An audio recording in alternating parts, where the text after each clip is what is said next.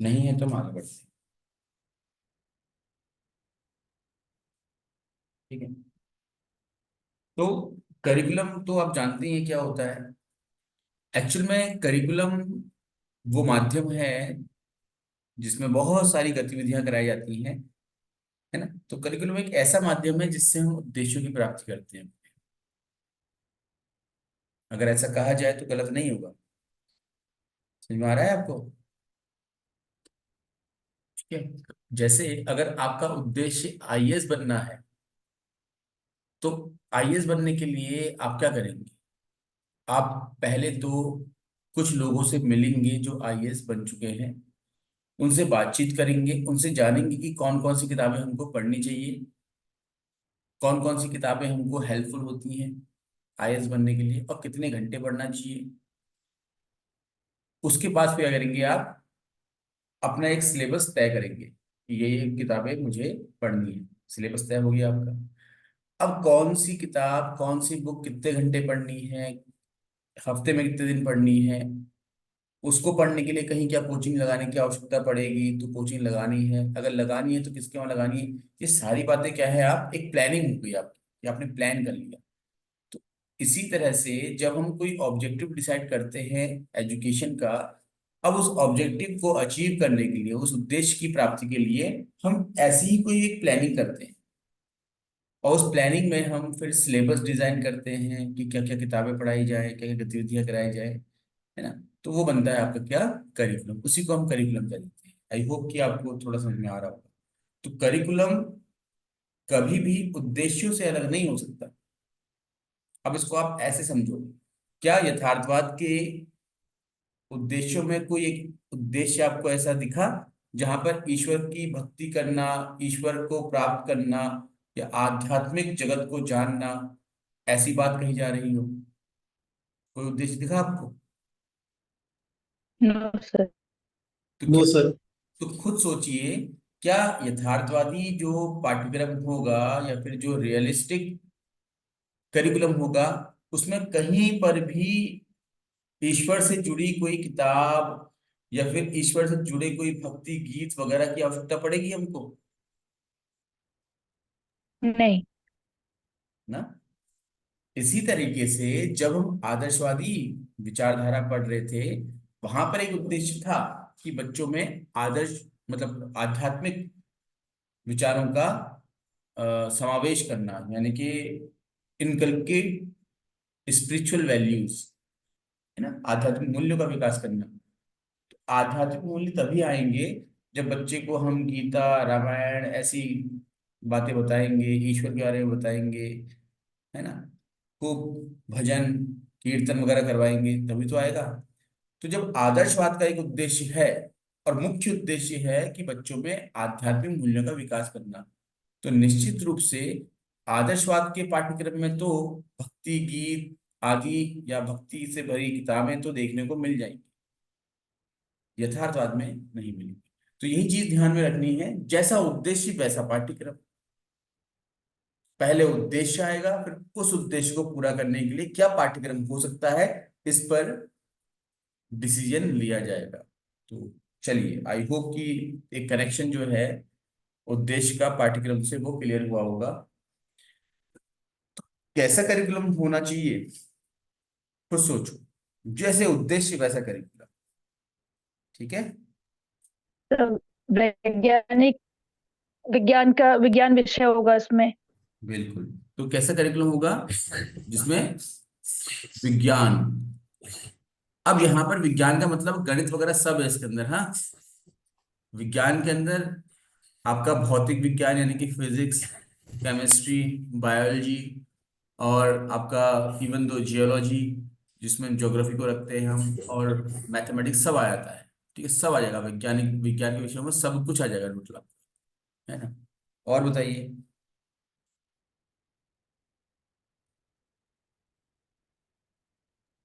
Sir इसमें literature भी आ सकता है। लिटरेचर आएगा, बिल्कुल आएगा। Literature, music and arts. हाँ, बताइए। अब आपने तय करना। देखो सर, आपने अभी बोला कि आपने प्रश्न किया कि लिटरेचर भी आ सकता है, और ये अब जितने यहाँ उपस्थित हैं उन सबके लिए एक प्रश्न चिन्ह बनता है कि लिटरेचर को क्या बोलते हैं हम अंग्रेजी में? साहित्य। साहित्य। लिटरेचर ही कहते हैं सर। अच्छा बेटा, ये पढ़ के नहीं आया मतलब अच्छे से। साहित्य बोलते हैं लिटरेचर को, लिटरेचर कैसे बोल देंगे अंग्रेजी सर में? अंग्रेजी में सॉरी पूछा सॉरी आपने। सॉरी सॉरी, हाँ सॉरी, माफ कर देना, मिस्टेक हो गई। हाँ, हिंदी में क्या बोलते हैं बोल रहा था मैं, ठीक है। ठीक है, आप सही थे, मैं गलत हुआ, ठीक है। तो विज्ञान क्या हो गया आपका?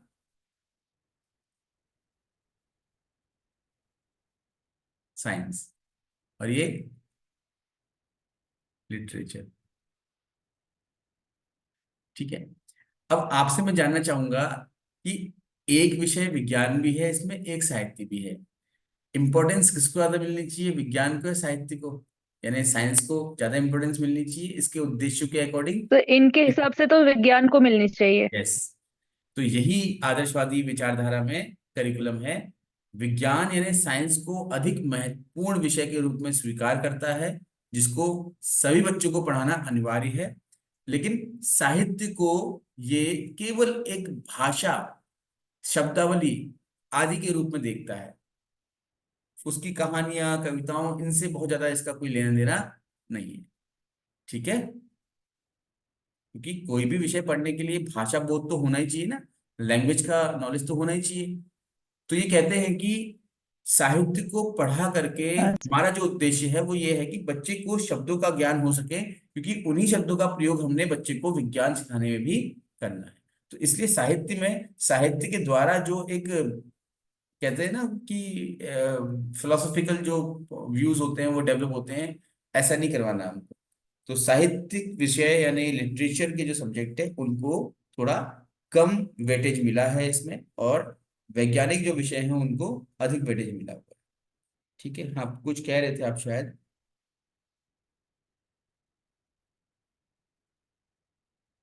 कोई कुछ कह रहे थे आप में से? चलिए।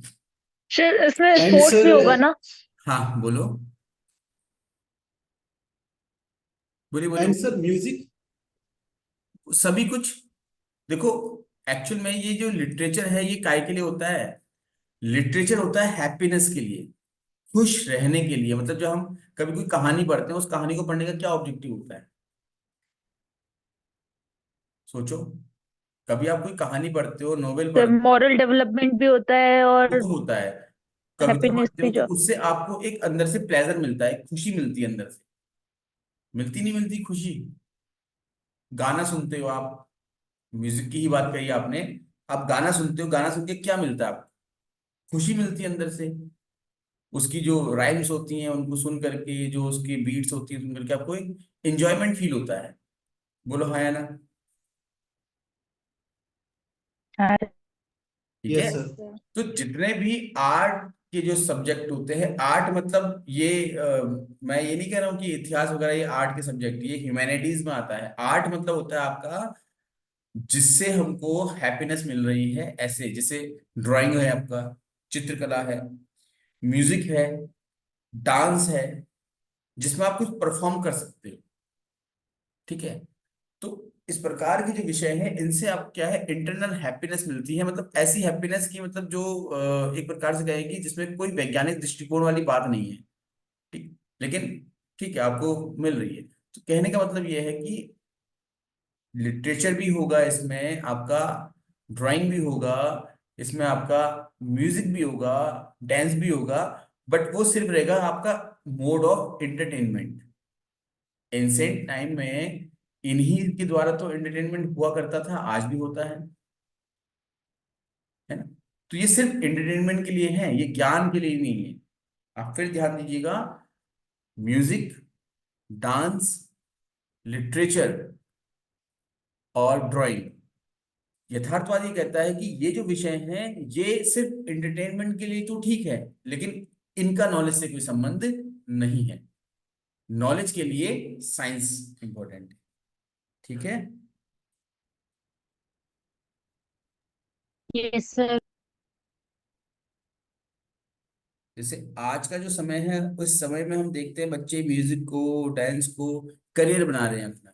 लेकिन जब हम लोग स्कूलिंग कर रहे थे तो उस टाइम पे ये जो सब्जेक्ट अगर हम अपने पेरेंट्स से कहेंगे कि कोचिंग करना है, हमको जाना है इंस्टीट्यूट म्यूजिक के, तो डंडे लेके पीछे पड़ जाएंगे हमारे, ऐसी स्थिति थी नहीं थी? मतलब पढ़ाई लिखाई तो कुछ हो नहीं रही है, देखो डांस करना है, इसको इसको म्यूजिक करना है, इसको गाने गाने हैं, ऐसा। कुल मिलाकर के ये चीजें आज तो वो अलग लेवल चला गया है, आज तो उसी में करियर बन जा रहा है बच्चे का। लेकिन वो जो समय है, सोचो ये अरस्तु का समय है, एरिस्टोटल का टाइम है, ये कितना पुराना टाइम है। तो उस टाइम पे तो ये सिर्फ एंटरटेनमेंट के लिए ही यूज होता था।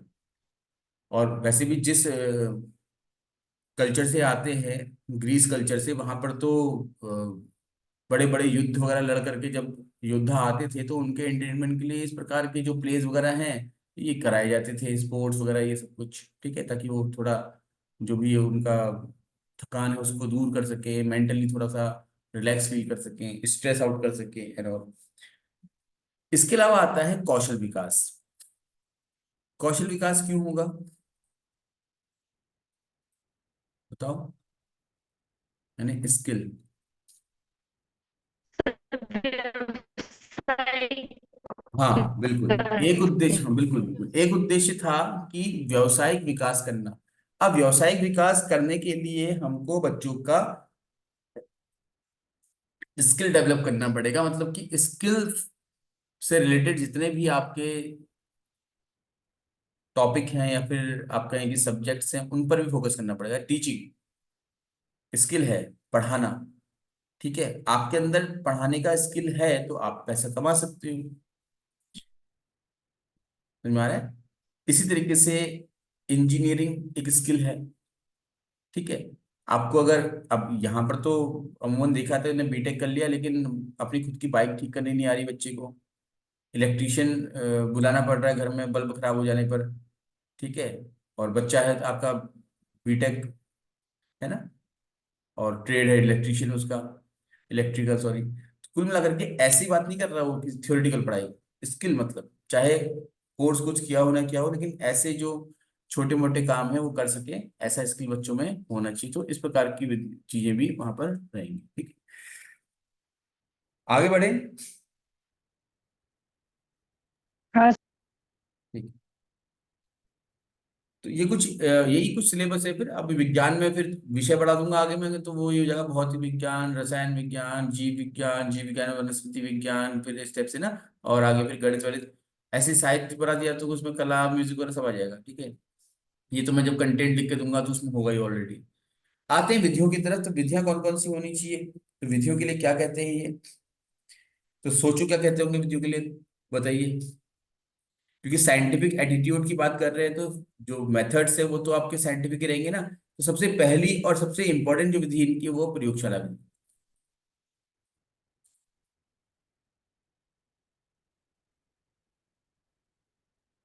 यानी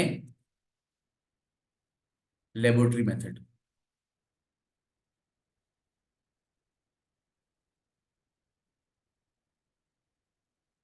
सबसे इंपॉर्टेंट इनके लिए लेबोरेटरी मेथड है, क्योंकि लेबोरेटरी मेथड में हम क्या करते हैं, हर एक पदार्थ को, हर एक एलिमेंट को बहुत बारीकी से समझने की कोशिश करते हैं। जैसे मैं एक छोटा एग्जांपल दूं, जब ब्लड टेस्ट होते हैं तो किसी का ब्लड जो निकाला होता है उस ब्लड के बहुत छोटे छोटे छोटे छोटे छोटे कह सकते हैं आपकी क्या बोलते हैं, केमिकल से मिला करके बारीक बारीक जो उसकी जो रीडिंग्स होती हैं उनको लेते हैं, और उसके बेसिस पे फिर रिपोर्ट्स आती हैं। ये सोचा आपने कभी कि ये जरा सा, मतलब आप ये समझो कि अ, 3-4 बूंद खून निकाल करके या थोड़ा सा ज्यादा 8-10 बूंद खून निकाल करके वो 15-20 पन्नों की रिपोर्ट बना कर आपको देते हैं कि इसमें ये कम है, वो कम है, ये कम है, वो कम है करके, ठीक है। ये एक प्रकार है समझने का कि किसी भी वस्तु को कितने छोटे छोटे भागों में बांट करके उसका वो मेजरमेंट कर सकते, समझने के उद्देश्य से, वही अणु तो परमाणु आदि वाली बात। हाँ बोलिए। अन्वेषण विधि। हाँ बिल्कुल, साइंस की अन्वेषण विधि। बिल्कुल आएगी। जितनी भी विधियां साइंस की वो सब आ जाएंगी आपकी, ठीक है। अब यहाँ पर लिखवाने में तो हो प्रोजेक्ट सकता है, मेथड। देखो प्रोजेक्ट मेथड ठीक है हम लिख सकते हैं इसमें, बट लेकिन प्रोजेक्ट मेथड एक्चुअल में यहाँ पर उतना अ, मुझे नहीं लगता कि रेलेवेंट होगा करके, ठीक है। क्या बोलते हैं अन्वेषण को हम, ह्यूरिस्टिक मेथड नहीं,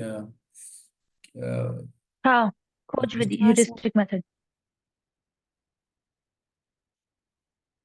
ठीक है मेथड, इंक्वायरी इन्वेस्टिग, मैं लिख नहीं रहा हूँ, बोल रहा हूँ inquiry method, investigation method, observation method, ये सब के सब इसके अंदर आ जाते हैं।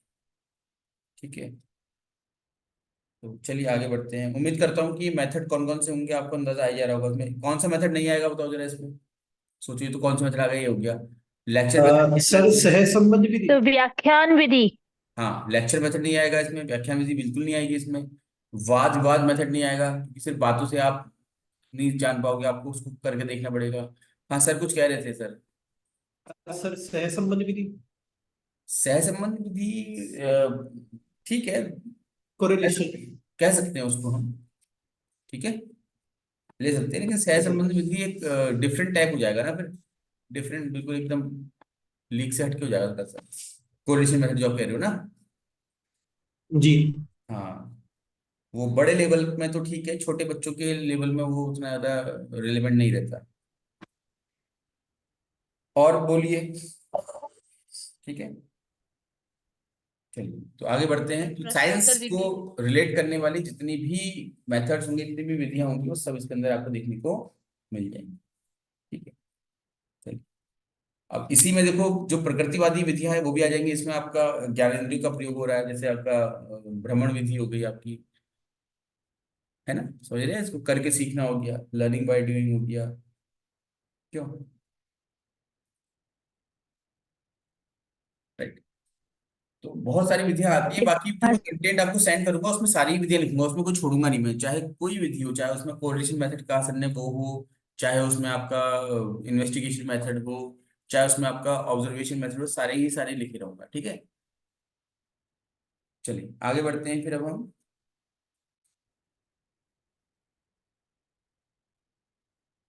अब विद्यालय का स्वरूप कैसा होना चाहिए, तो विद्यालय को बोलते हैं विद्यालय एक प्रयोगशाला के रूप में होनी चाहिए, तो विद्यालय को तो प्रयोगशाला कहा है इन लोगों ने। ठीक है, यानी कि विद्यालय को लेबोरेटरी के फॉर्म में देखते हैं, समझ में आ रहा है।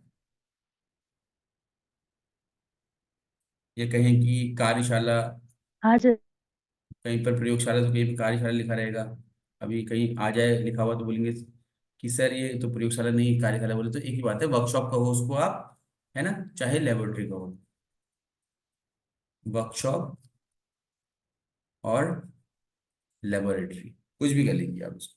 ठीक है, ताकि बच्चा को करे चीजों को ना सीखने के लिए। अब फिर आते हैं हम शिक्षक पर, तो शिक्षक कैसा होना चाहिए, शिक्षक खुद आपका ऐसा होना चाहिए जिसमें खुद साइंटिफिक एटीट्यूड हो जिसका, है ना, आदर्शवादी शिक्षक नहीं चलेगा यहाँ पर,